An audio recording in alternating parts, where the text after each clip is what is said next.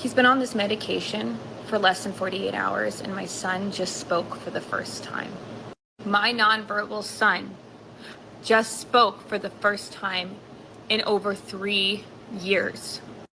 Every day I've been praying for an answer, praying for my son to be healed. And all this time, we've just had Leucovorin sitting on the shelves. I'm telling you right now, if your child is nonverbal, if you are the parent of a nonverbal autistic child, get them on Leucovorin as soon as you possibly can, because this is the answer.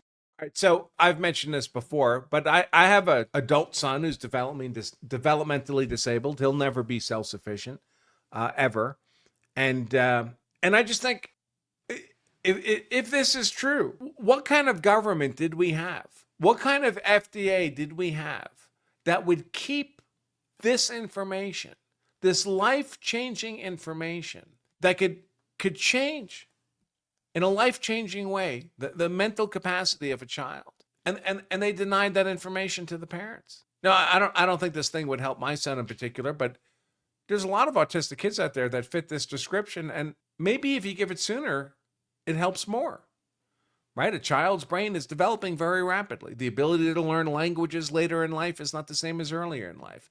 So the timing matters. The stage of development matters. And what kind of government did we have? Why did it take Trump and RFK Jr. to put this on the public's radar screen? This mother of an autistic, she'd never heard of this before. As she says, they just had it on the shelf the whole time. People knew. It's not like Trump and RFK did a clinical study themselves to discover this afresh. There were people who knew.